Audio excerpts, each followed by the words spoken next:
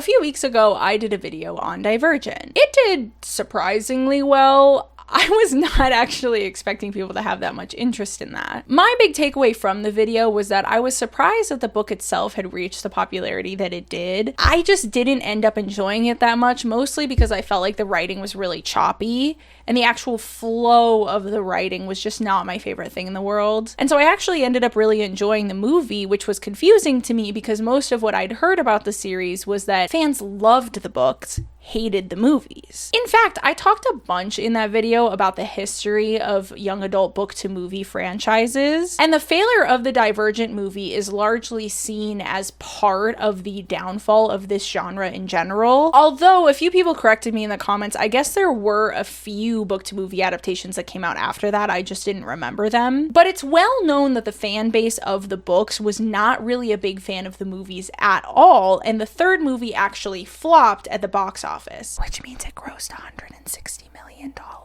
That's not my definition of a flop, but I guess the studio was expecting it to make more money than that. So I left it off saying I'm going to continue the series. Obviously, I'm going to keep you guys updated. I'm super curious to see how I feel about these later books and movies because I wasn't as big a fan of the book and I was a fan of the movie. So I read the Insurgent book, I watched the Insurgent movie, and we're going to talk about it presently. But first, hi, my name is Meredith. Welcome back to the channel. I would never tell you what to do, but liking and subscribing are always options. Let's talk about the book first. Just a quick recap on the premise, or like the world building essentially of this world as a whole. They live in a contained society that has 5 factions. Each faction is based around a major personality trait that they value above all else. So there's Dauntless, which is bravery, Erudite, which is knowledge, Amity, which is peace, Abnegation, which is selflessness, and Candor, which is honesty. I had to think for a second on that one. People are born into a faction and then raised into it. And then when they're 16 years old, they go through a test which tells them which faction they belong in the most.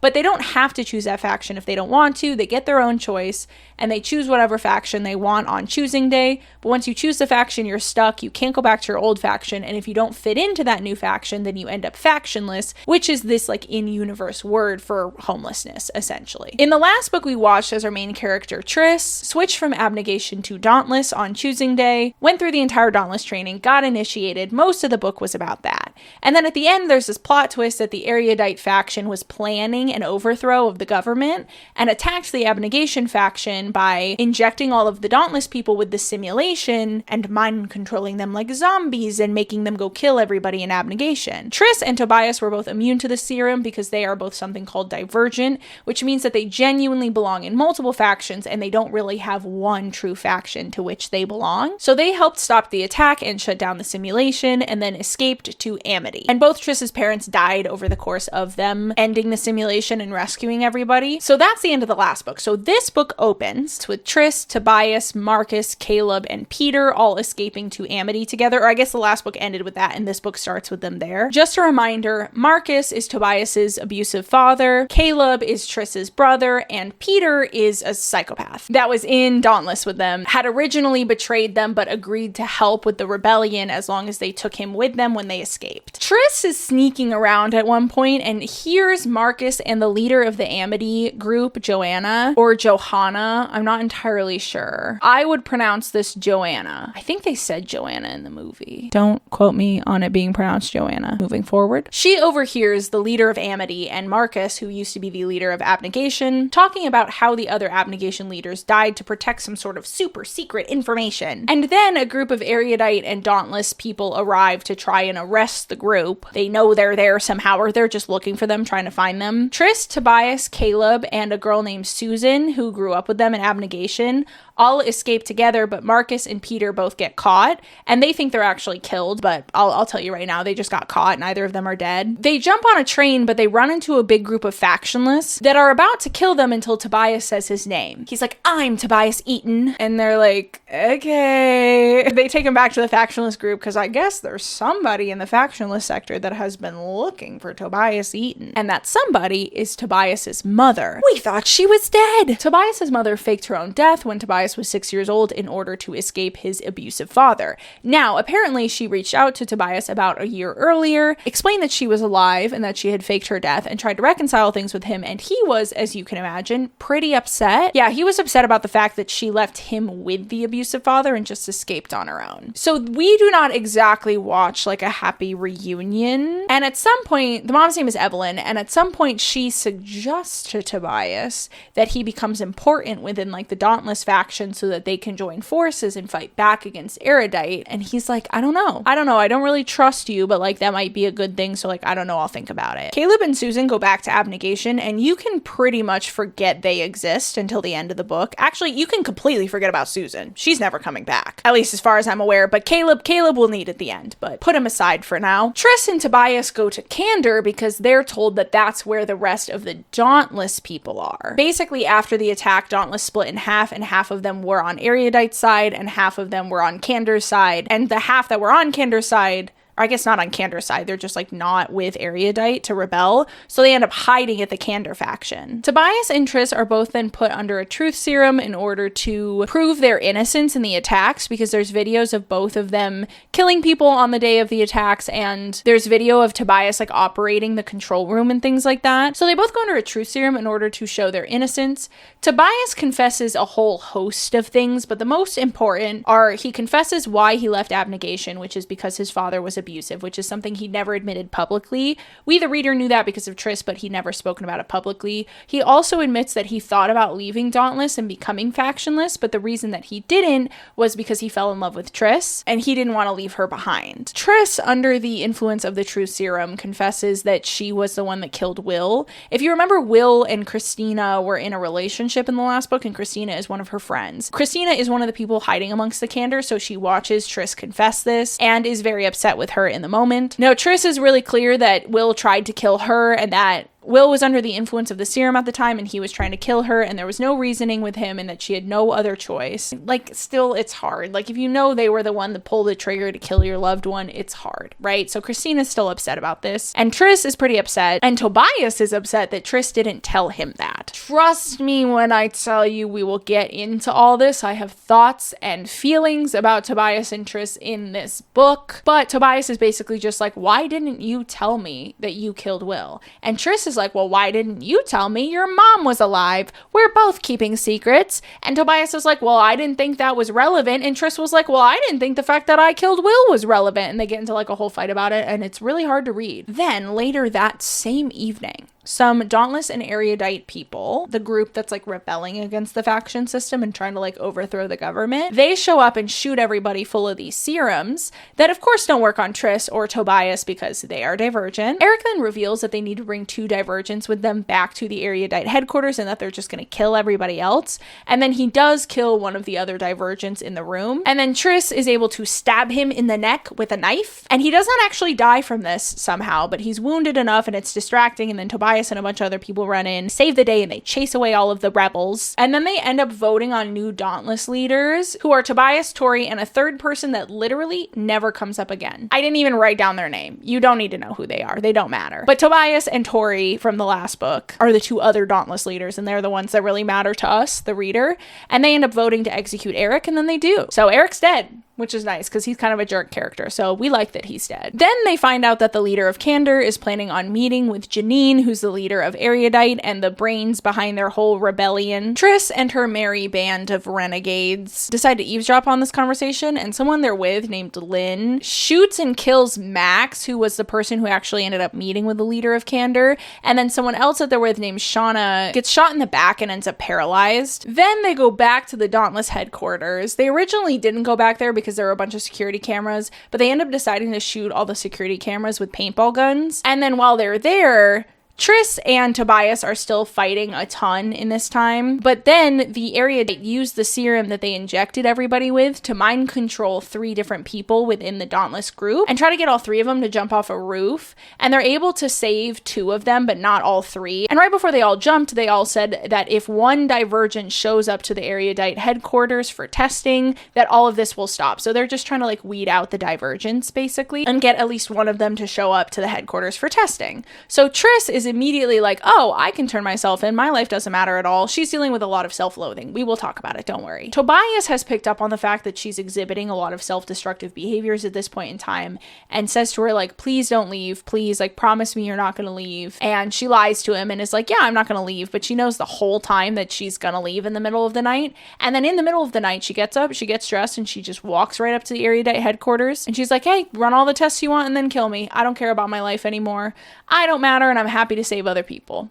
And they're like, okay. Tobias then follows her and also turns himself in an attempt to save her. That part I don't really get. I mean, he says something kind of romantic, which is like, if you die, I die. I feel like there were other more successful routes he could have taken. And he even tells her that she has to hold on because they're planning on breaking in and saving her. And I don't know why he didn't just like be a part of the mission that broke in and saved her. He's basically like, we're planning to have a bunch of people break in and like defeat Janine and save everybody. And they're going to save you too. So you got to hold on until that day. I don't know why he didn't just wait until the mission. Like, I don't know why he turned himself in separately, but anyway, he turns himself in too. And so now they're both stuck at the area headquarters and they're running all these tests on Triss and they're torturing her, basically trying to develop a serum that will control the divergence. And they still are not able to. Eventually, for reasons that I truly actually can't remember, did not write down, and I'm not sure there even was one. Like, I don't know if we were even, like, really given a reason to be 100% sure, but for some reason, Janine orders Triss's execution.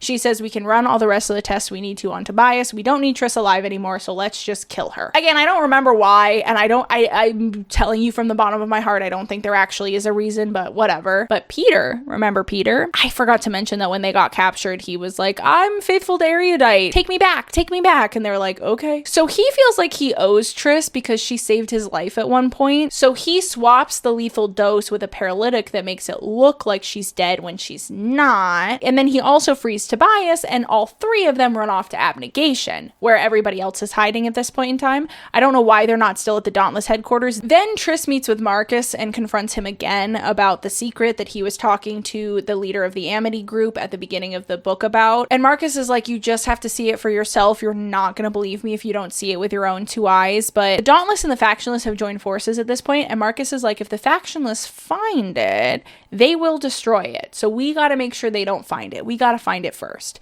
So Triss pretends like she's not mentally well enough to go break into the Erudite headquarters with everybody else, when in reality, she's planning on breaking in by herself with Marcus in order to find this secret. I forgot to mention, it's because Tobias doesn't believe Marcus. So you have to remember that, like, Marcus is his abusive father, right? And so he's like, he's lying. He's just trying to, like, be self-important. Like, there's no actual secret. Don't listen to him. Don't trust him, whatever. But Triss is like, I don't know. It feels like he's telling me the truth. And so she ends up trusting him, and they kind of piggyback off of the break-in of the rest of the Dauntless people and try themselves to, like, find this information so that it doesn't get destroyed by the Factionless. And she ends up making it through this, like, crazy simulation that involves her fighting herself. It's all very metaphoric for what she's going through emotionally. And then when she makes it through, she finds Tori in the room with Janine. Now, Tori's brother was killed because he was Divergent. We found that out in the first book. She really wants to kill Janine. Triss tries to convince her not to kill Janine so that Janine can help them find the information in her computer, but Tori doesn't listen and ends up killing Janine anyway. Oh, I forgot to mention, while she was at Erudite, she found out that Caleb, her brother,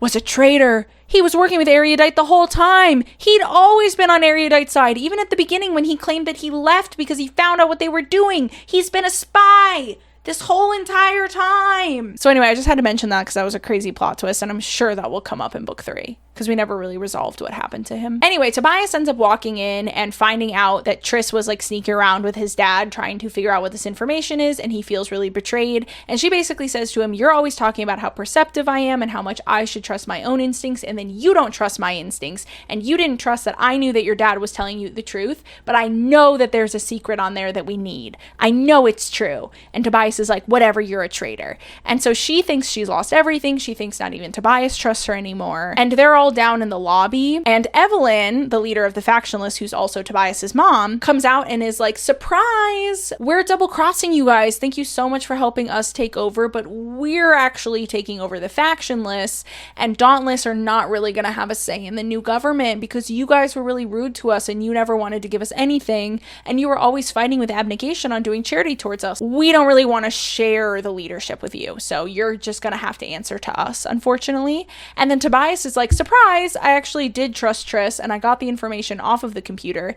And then Tobias is like, you were right. I did forget who you are. I just needed a reminding. And then he hits play on whatever information they ended up finding on the computers. And it turns out that this whole thing was an experiment. Human society had started to fall apart and they decided to create the city with these factions. And the intention of creating the faction system was to eventually discover these people called Divergent. Or not discover, create Divergence. And that the Divergents were the key to peace. And once they'd created Divergence, they needed to go beyond the wall and re-enter society with these Divergents in order to save the human race. How? I guess we'll find out in book 3, because that's how this one ends. Okay, so that was the plot. I'm trying a new thing where I do the plot separate so that if you already know the plot, you can just skip it.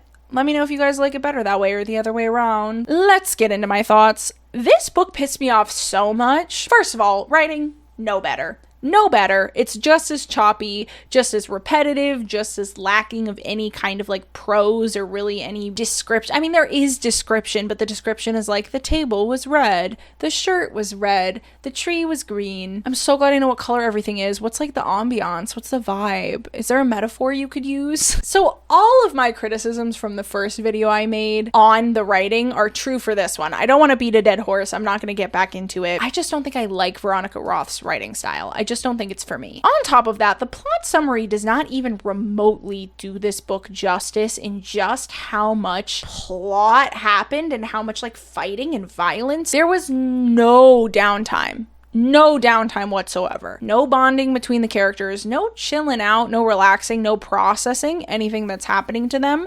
Basically, every chapter felt like it ended in a fight sequence. Every single chapter either has some kind of physical fight or emotional fight. You want to fight using boxing gloves or abandonment issues. Triss is literally either narrowly avoiding death or fighting with Tobias. Those are her two states of being in this book. I kind of like the realism of Tobias not really understanding how to support her emotionally through all of this. Her parents both died to save her life. So not only did she lose both of her parents, but there's guilt wrapped up in that. She feels responsible for their deaths. She obviously feels responsible for Will's death. Even though none of them were her fault, she still feels it. So she's dealing a lot in this book with the emotional aftermath of that and the grief and the depression and is really struggling mentally through a lot of it. And I like that Tobias didn't handle it well because I think that's realistic, especially because canonically she's 16 and he's 18. So to expect him to be this like perfect emotionally mature adult, like I do like that there was realism to the way that he reacted to a lot of her emotions. I also like the bravery that comes along with, and I'm going to mention this briefly, trigger warning for talking about suicidal ideation. This is going to be the only portion in which I talk about it. I'll put a little timestamp. Triss is dealing with a lot of suicidal thoughts throughout the duration of this book, and I really appreciate how realistic they were.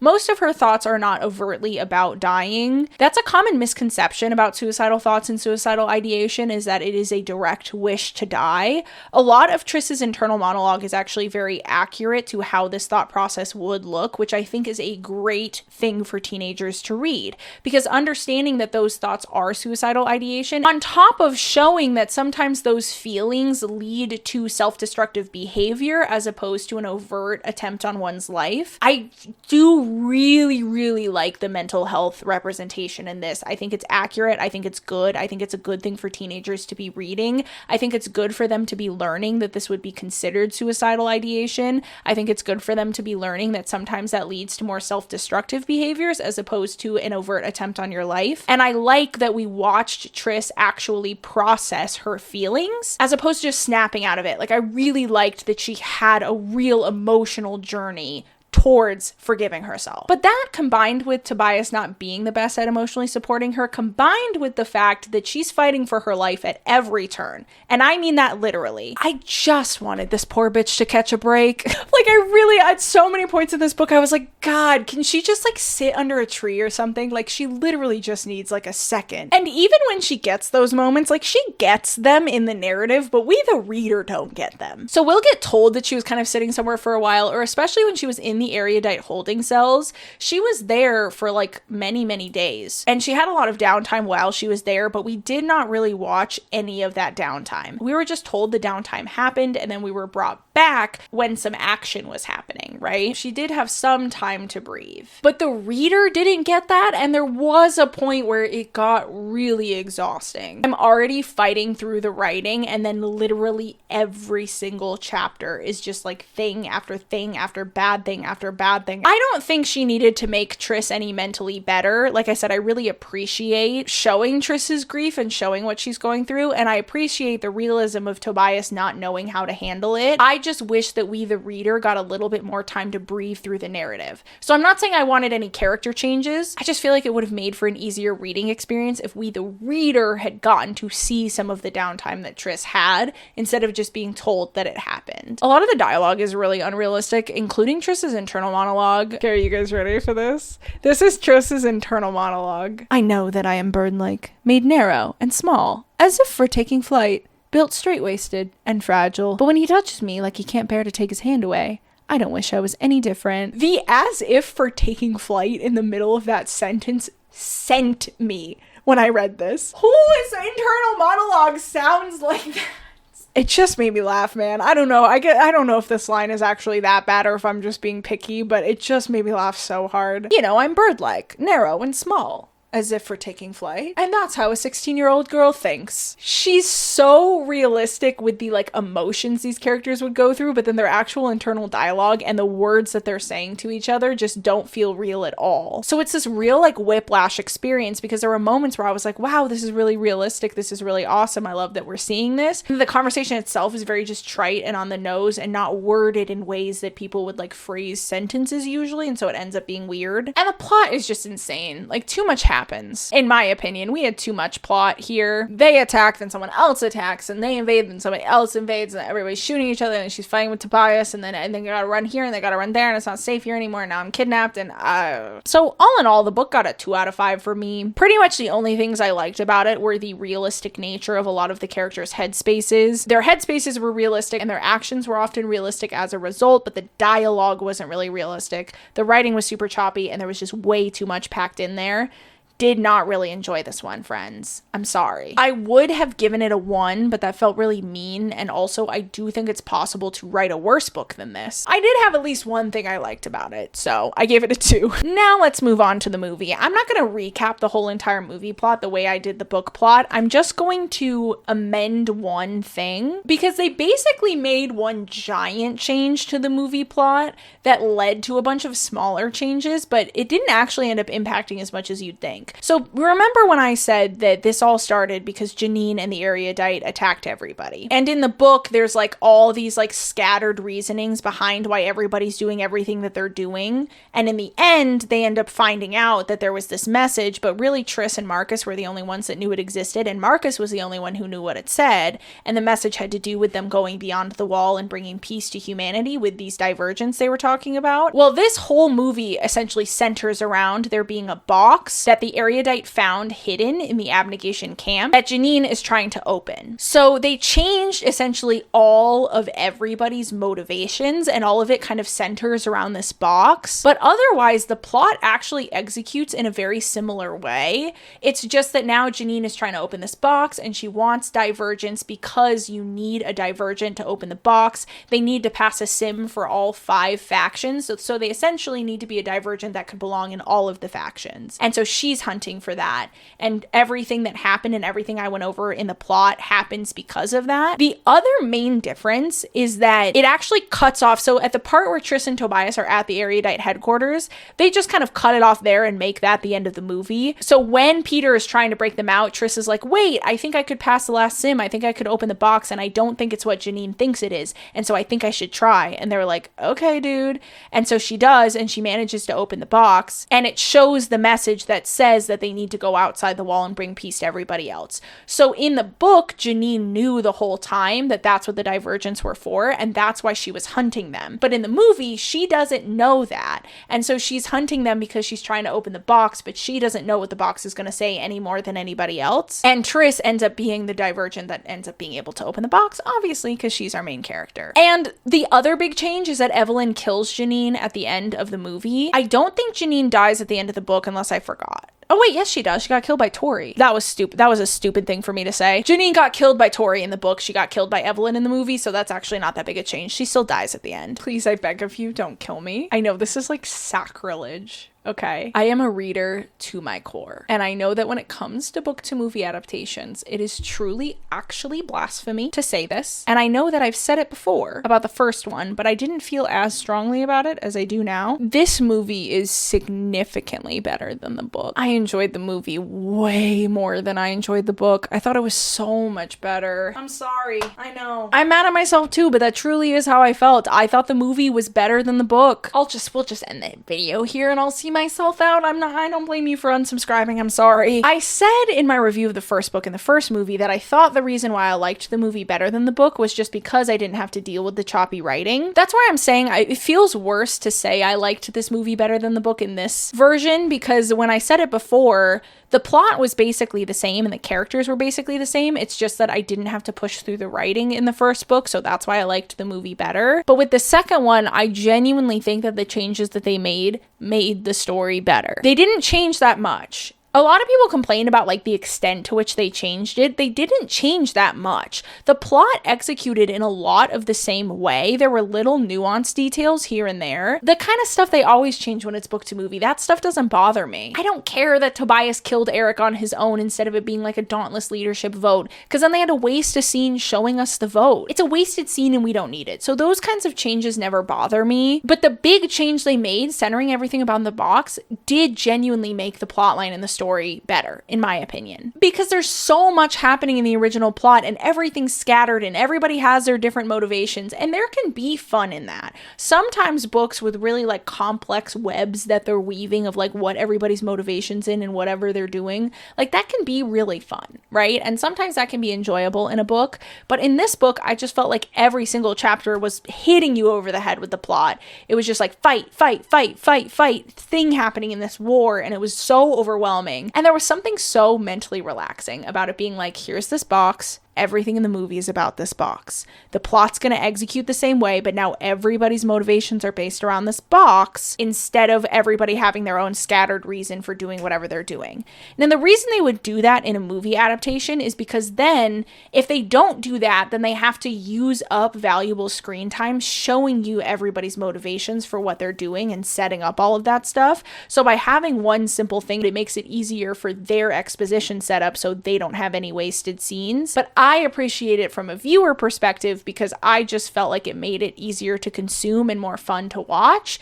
And it wasn't so just like thing after thing after thing after thing after. I don't mean to make it sound like I'm too dumb to follow the plot of a young adult novel. It's not that I was having trouble following what was happening. I just thought it was too much. And I was finding myself very like, I just want one chapter where we're not just like shooting each other. It's especially interesting to me because I had that thought where I was like, oh, I genuinely think this is kind of better. And then I decided to look up what the fans thought and what Veronica Roth thought. And it's super fascinating because I found a Reddit page where a bunch of fans were kind of complaining about all the changes that they made and how upset they were about all of it. But then I found a Vulture article where they interviewed Veronica Roth and she said basically the same thing I said. Now, she obviously didn't say she thought it was bad in the book because she was the one who wrote the book, but she did say that she understood from like a streamlining the plot for the movie perspective why they did what they did, and even said that when she knew it got greenlit, she expected them to simplify it a lot and went into seeing it for the first time expecting something drastic to be different because she understood how complicated the plot of that book was and how hard it would be to put on screen because of that. Now, obviously, that's kind of a PR answer. Like, it's not like she can come out and be like, yeah, I hated it. She's probably under contract to only say nice things. So take it with a grain of salt. Maybe she really actually was kind of upset about it, but at least per her words, she understood why they made the change and wasn't that mad about it. And so it's just interesting because the author herself said that, but I found a lot of the fans being like, why'd they do this? Which I get. If you liked the book the way that it was, then changing it doesn't make any sense. I did not like the book the way that it was though, so I thought changing it was a good idea. That's all I'm saying. They also completely took out any of the problems between Tris and Tobias, and they don't really fight at all in this movie. Like, fight a little bit, but like it's nothing like it is in the book. I do wish that we had a little bit more of that because I did think it was realistic and interesting, but I did also appreciate that Tobias was just kind of like a supportive man in this one, and that was kind of nice to see. What I said was that I thought it was realistic, but it didn't always make for the most fun reading experience. As a selfish viewer, I enjoyed that they didn't put me through it that much with the movie. However,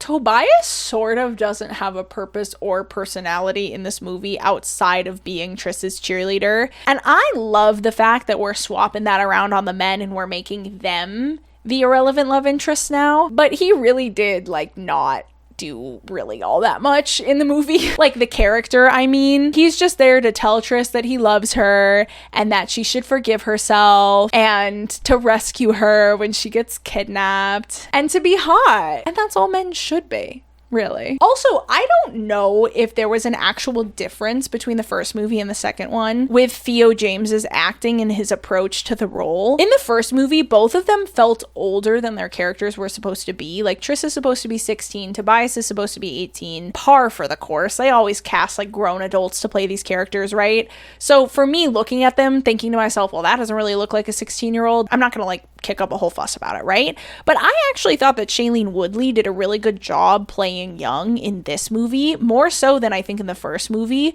She comes across as younger and more childish, in my opinion, which I think is good because she's playing a 16-year-old. That being said, something about Theo James's acting, that's a grown man. Tobias is a grown man in this movie. That is an adult man. Like, there was no point in this where I was like, oh, he's 18. And then when I was reading the Vulture article, I saw Veronica Roth say something about how they made him a little bit older, so they extended the age gap. I didn't know that.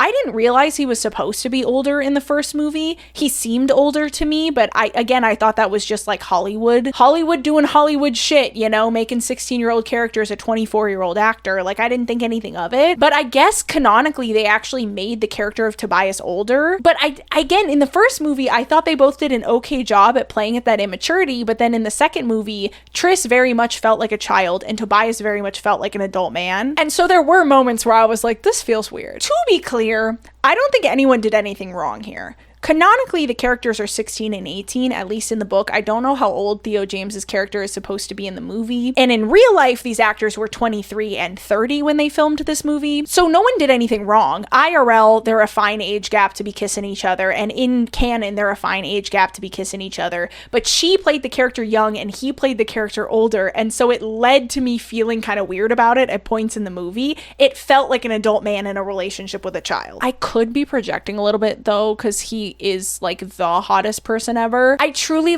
I don't know how to describe to you guys how distracted I get watching these movies by how beautiful he is. Maybe that's why they didn't have him on screen as much and they just kind of made him like a supportive character, because it's like, how are you supposed to focus on what's going on when you could just be staring at him? I think they should euthanize men that handsome. I just don't think it should be allowed. So maybe it's just hard for me to see him as 18, because I mean, come on, that's an adult man, you know what I'm saying? So maybe that's why I thought his character didn't really have a purpose, because when he was on screen I was just like, ooh, pretty man. My first big complaint about the movie is the drop-off of the talent of the side characters. I spoke in my first video about how stacked, and I mean stacked, the cast was for that first movie, and a lot of them got famous from the movie, so makes sense, but they still all were very good actors. Like, it was their springboard into careers for a reason. In this movie, not really is true. All of the new characters we had introduced did not have the same acting chops as the characters we'd already met, and so it led to weird moments, especially Tobias's mom. I don't mean to call this one actress out in particular, but I'm going to a little bit.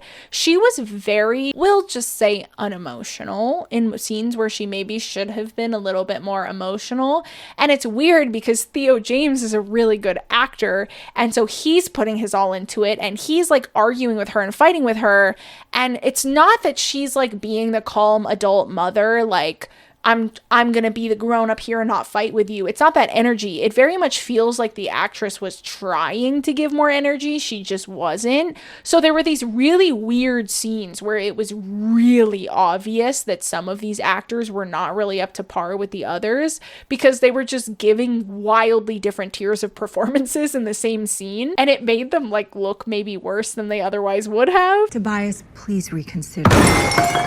Don't you call me that. It was just like all of our same main characters were really, really good actors. And then there was just this like steep drop off to a lot of the side characters that was really difficult for me. Neither Miles Teller nor Zoe Kravitz really got a lot of screen time, but when they did, they're gonna kill it. Ansel Elgort is also really good at running. Like somebody just told him what running was. Like he just discovered it and is trying it for the very first time. That also made me giggle. My last quick complaint, Shailene Woodley, great performance. Horrible hair. Listen, I like short hair on girls, okay? I think it can look really, really good. I don't know what they were thinking with this styling.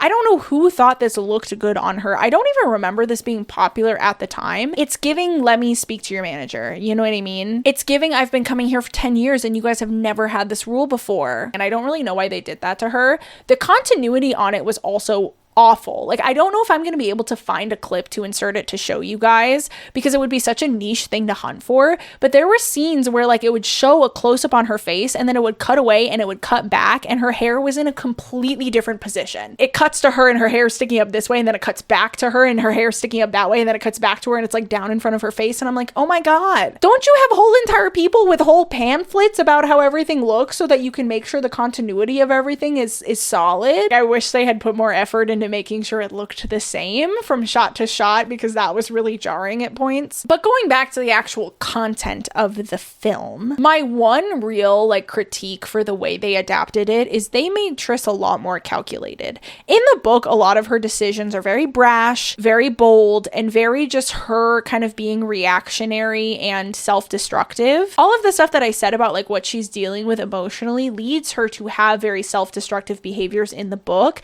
and these are very much framed as self-destructive behaviors, and we kind of watch her have this book-long meltdown that culminates in her turning herself in because she doesn't value her own life anymore. Every decision that the movie's character makes feels very calculated. Nothing's really framed as brash, and because we're missing the fights between her and Tobias, we're missing the moments where Tobias is saying to her, you're being really self-destructive, I'm watching you destroy yourself and I don't want to, right? Like taking out that conflict between them also took out like Tobias pointing that out in her behavior. So even the moments where she is being a little bit more impulsive and not really valuing her own life or what happens to her, they're not as noticeable as well. And a lot of her decisions are framed as very calculated. Even the one where she sneaks out on Tobias, I guess in the book it was calculated, but at that point we know she's so like in the pits mentally that it completely makes sense for her character. In the movie it's framed as her just not wanting other people to die on her behalf, but in the book we know that a large part of her reason for making that decision is because of her mental state